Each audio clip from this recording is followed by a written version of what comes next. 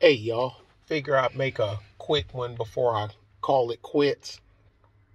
Uh, Go sit down, get something to eat, wind down.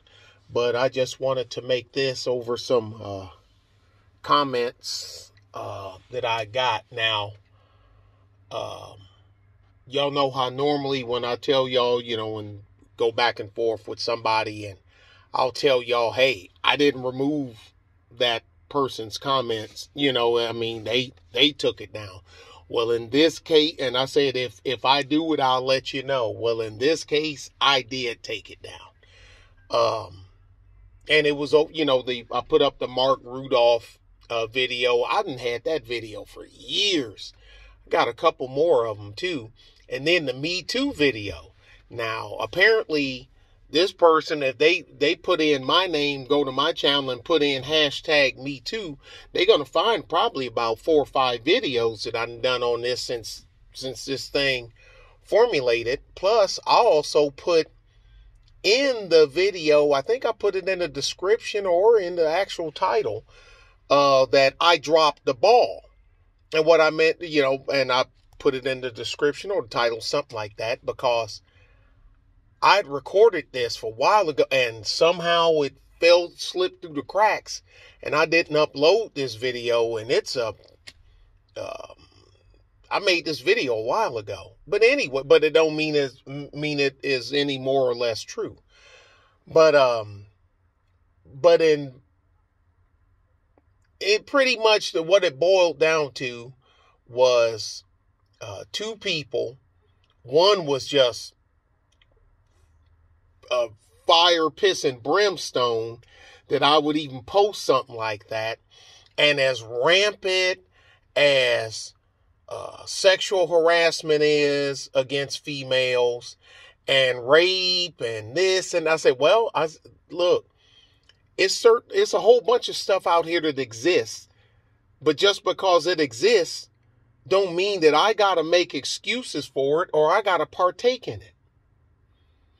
And I tried to be cordial going back and forth, and a couple of y'all commented in it too.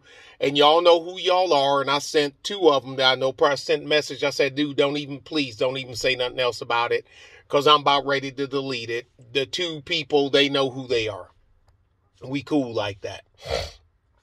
Now, you make it seem like this is rampant. I said, look, it is rampant. You can't go a month, no more than 2, without and this is just the high profile people. Think about the guy that makes $90,000 a year that ain't going to make the news. Think about the guy that makes $150,000 a year that ain't going to make the news. The mid-level manager at Bear Stearns or whatever, J.G. Wentworth. It's my money and I want it now. You know what I mean? You won't hear anything about them unless they're attached to professional sports, football player, Scottie Pippen wife want this, or Dr. Dre wife want that, or what's his name, Jeff Bezos, the Amazon CEO. And, just by her filing for divorce, his old lady, that propelled her into the 1% of the 1% without doing nothing. You one of the richest women on the planet, and the only thing you had to do was file divorce. You know what I'm saying? So those are the ones that y'all hear about, but you constantly hear about them. What about all those other? So you trying to tell me it's hundreds and hundreds of divorce lawyers and your general complaint GPLs out here, and they just waiting around for the rich and the check on the lifestyles of the rich and famous. I am Robin Leach. Welcome to Lifestyles of the Poor and Unfortunate. I mean, get out of here. I mean, are you drinking? You might want to rethink that. Wasn't happening. I said, look, you got women on here talking. I said, I even done the video and I even put up the stuff where Ariana Huffington, Chief Harpy at the Huffington Puffington Post, was saying that, the Me Too thing is backfiring. Of course it's backfiring. Because when you get, like I say, because first it went from 30 some odd percent of men not wanting to do it to 60 some odd percent. Now, according to Forbes, is in the 70% of upper tier and mid-grade managers that refuse to do one-on-ones with female employees, and I do not blame them. Then she wanted, all women ain't like that. Who said all women was like that? I said, but okay, so you're going to tell me all women ain't willing to drag a man over the coals for financial gain, or just because, you mad and you don't like him no more, or whatever the case may be, which I know is true. I said, but you're going to say that, but you're not willing in the same breath to say every man isn't a molester. Every man isn't a sexual deviant. Every man ain't wondering what you got going on under that skirt. There's a whole bunch of us could give a F-U-C-K less. A whole bunch of us got bigger fish to fry, and that fish don't look or smell like you. And then, when you say that, some of them, not all, some of them get mad for that. Like, how dare you say, I'm not the fish that you want to put on your plate? You can't win. You can't win. She the quote unquote fish that you ain't trying to fry or get on your hook. That's a problem. If a dude decide that she the one, that's a problem. You harassing me. This is sexual harassment. Guys lose their jobs, lose money, lose pension, lose positions. And then, like I said before, a lot of them, some of them it'll come back later on that they didn't do anything.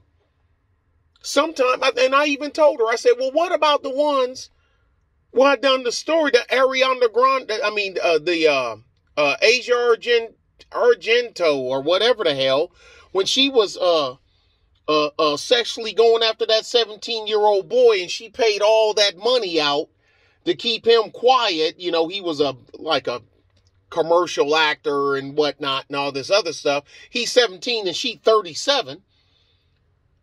I said, but she don't count. So you want to ignore her and attack that invisible boogeyman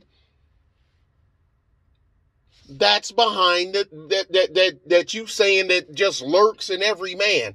I said, so if it lurks in every man, then damn it lurks in every woman. Now, how about that, including you? Now, how about that? And that's when this conversation just kind of went off into the deep end, which I knew that's where it was going to go. Look, there's exceptions and there's norms. And just because you're an exception to the norm doesn't mean the norm doesn't exist. I don't know how else to say that. That's just as plain and simple as I can make it. It doesn't mean that the norm doesn't exist.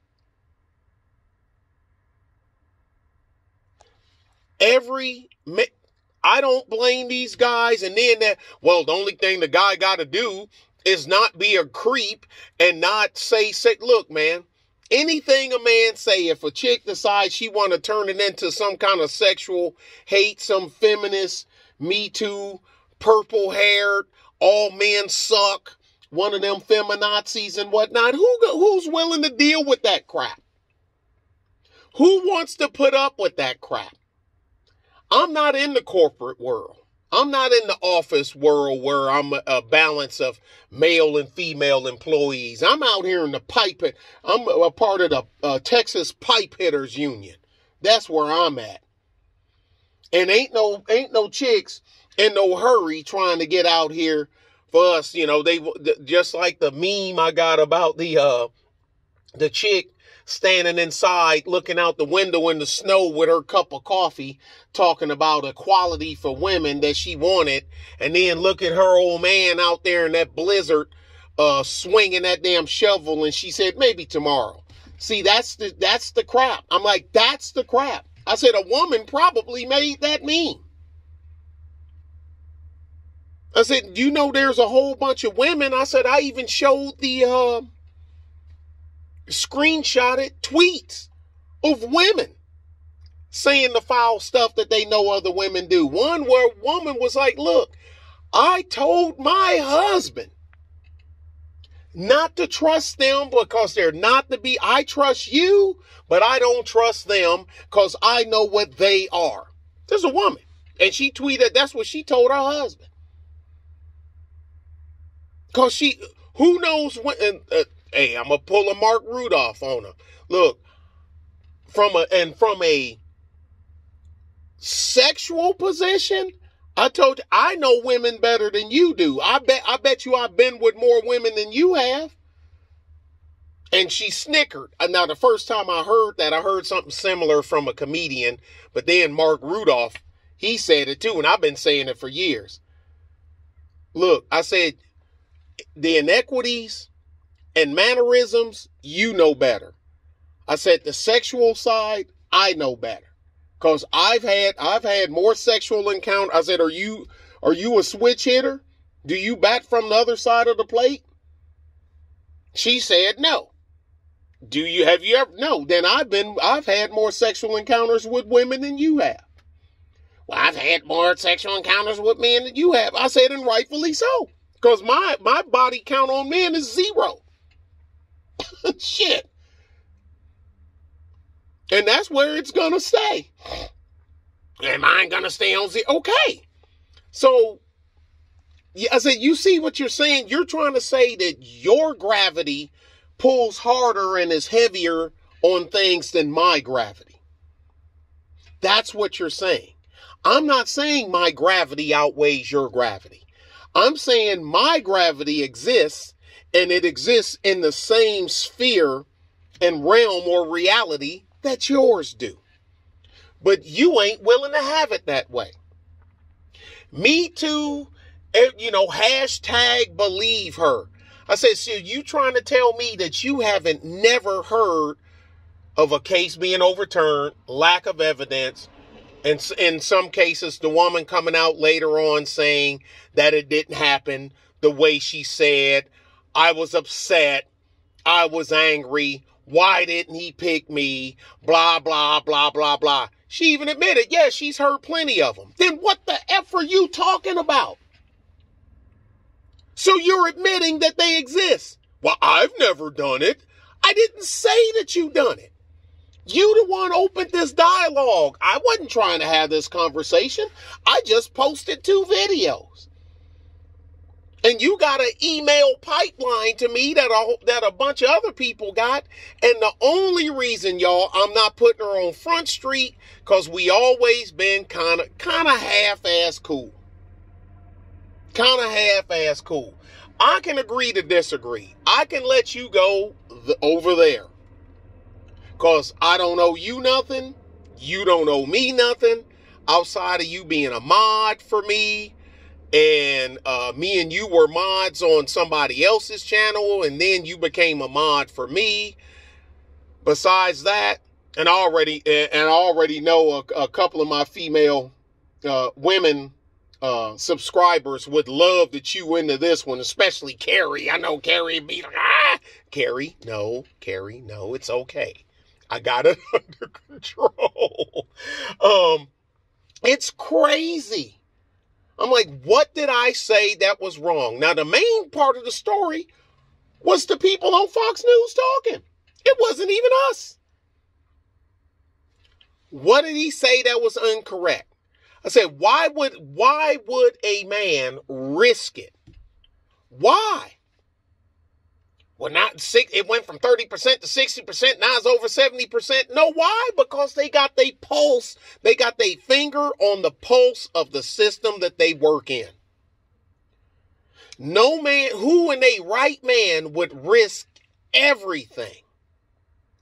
I've been at this company for 24 years.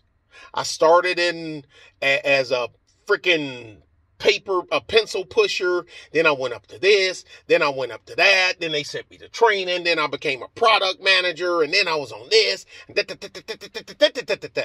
Then this one retired. And this one transferred. And whatever the hell. You know what I mean? And now, but here I am. I'm married. I got 3 kids. 6-figure income. And I got 4 years to reach retirement. And you want me to train her? Hell no. You want me to interview her? Yeah, I interview her, but I want people in here. What's the chick name? Snoop Dogg called her a dog head. Something, her and Oprah, Harper are still navigating the effects of the male-dominated workplaces a year and a half after the rise of the Me Too movement. Now, that's according to a new study by leanin.org. That's an organization dedicated to helping women achieve their goals. It found, and these numbers are very troubling, 60% of male managers say they are uncomfortable interacting with women at work, and that's up 32% from 2018. Workplace interactions that men are nervous about include mentoring, socializing, and having one-on-one meetings with women. Sheryl Sandberg, Lean-In's founder and Facebook's chief operating officer, is with us first on CBS This Morning with a look at the survey's results. Sheryl, good morning. Wrote Gail King, because even Gail said in the thing, yeah, I put it up there. Y'all can go up there and look at it. Well, you do have to get the interview. I understand what they're saying, but you're not going to get hired or get that promotion until you do that interview. Yeah. But but the thing is, dude, don't look. I'll do the interview, but somebody else need to be in here. Or I got video recorder. We got in the conference room. Everybody ought to know this is a 3-camera room. A camera there on that wall where you can see both of us, a camera behind you and a camera behind me. And to me, that still ain't enough. Because whoever I work for, my boss, if he pussy whipped, if he get chicken shitted out, where some unknown forces get to leaning on him to fire my ass because she said I seen this. And dude, you got the tape. You got the tape. What does it say?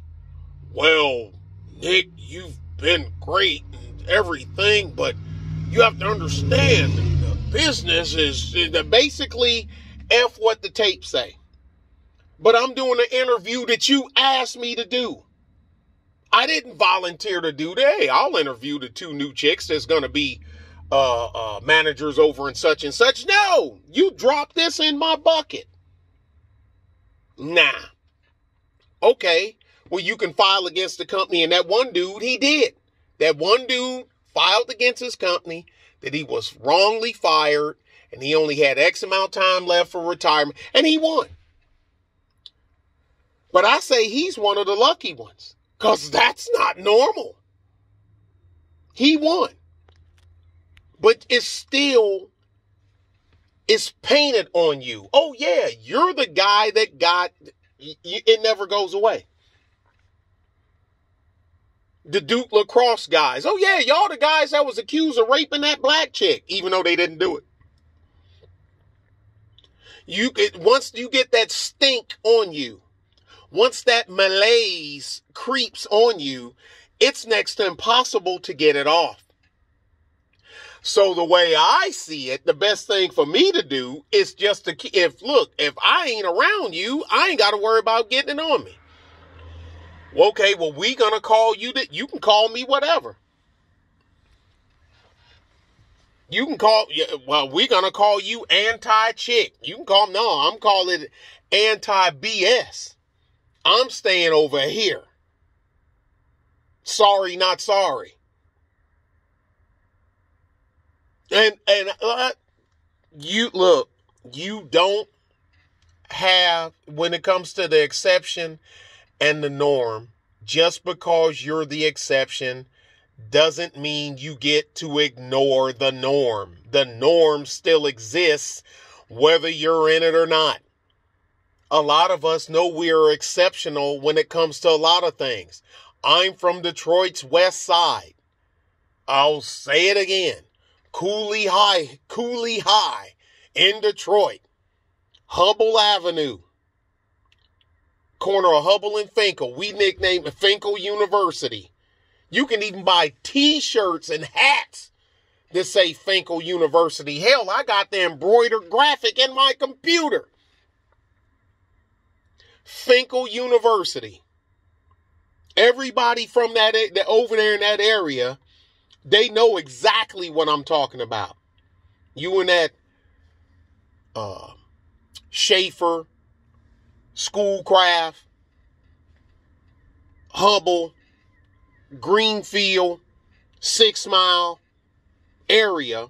6 miles that's McNichols, but we just call it 6 Mile, but it's called McNichols. Finkel is 5 Mile. We just call it Finkel though. You're in that area, they know exactly what the hell you talking about. I've never been to jail. I don't do drugs. I have no children out of wedlock. Let me see. Whole bunch of others. I ain't never robbed anybody. Never beat up nobody at an ATM. Never, just never. So, but just because I fit that exception don't mean that I get to ignore the norm. The norm exists. And that's what I was trying to tell her, and that's what she was choosing to ignore. And I don't think I can say to myself, well, damn, I thought you were smarter than that, but I guess not. I said that to myself, but I'm saying it now. I said, so we got to agree to disagree. She going that way, going the other way. The other one was just a harpy. This heifer just seemed no matter where I go, here she is. Beating her, MFing. I'm like, damn, do I owe you money or something? I know I don't owe you no money. Do I look like the dude that stood you up at the dance or some shit? Damn. Go away. And see, then I even told her, you're proving my point. Both of you guys. Now, granted, you're not as spitting piss and vinegar and flames like she is, but you're coming from the same root. You're proving my point. I said, now, I expect that from her. I didn't expect it from you. But here we are. And you'll be the ones, you two, I'd be the manager that gotta do this or tell you gotta stay late or this, that, and other, that it'll turn into something that I didn't convey it to be, especially if there's no one else there to support my side. Because #believe her. The system will come out on your side with zero evidence, and you will have male media, mainstream news, talking heads on television talking about dragging me on her side with zero evidence. That's what the media does. And the company, they want to protect themselves. At the end of the day, they don't give a damn about the individual, no matter how high or whether you the guy in the mail room or you're on the top floor down the hallway from the boss. If he got to kick you off the team, right, wrong, or indifferent to save the company, to keep his company name from being in the freaking headlines, then so be it. He'll even apologize to you and everything. Come to your house and meet you. I know a guy that this happened to. Now, granted, it was a trucking company, big trucking company. He used to be a tow truck driver and he left. he got tired of the blood and guts and the mud and pulling truck and stuff out of the ditches and cargo scattered all over the highway. And he went to work for a trucking company. That's what he did. And he climbed the ranks. He just climbed the ranks. One of the nicest guys you ever want to meet. He just didn't like the blood and the guts that come in, with the big truck wrecks and the car wrecks on the highway and the whatnot. And that's where he went. He went to a big trucking company that has a terminal out here in South Texas. And we got to meet a couple of people because, you're doing wrecks you ain't doing wrecks for them. You're doing them for the police department. But they get to know who you are and vice versa. And that's how he went up. And he had to write her up. And for this, then had to write her up for that. Then a female supervisor wrote her up first.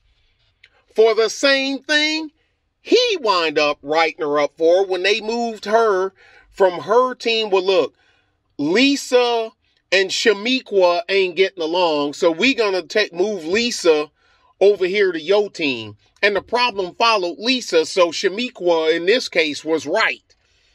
And he wrote her up for pretty much the same thing, and she filed sexual harassment on him. And they stuck with her story. Even though they already got ahead on paper what her female supervisor wrote her up for. Well, that could have been racial disparity because her supervisor was black and the chick that got wrote up was white. So we put her, but I'm white. So where's the racial disparity there? Well, now we got sexual disparity. See, we couldn't use sexual disparity because it was a black chick and a white chick. But now we moved a white chick to your team and it's a problem. Now we'll use sexual disparity. What?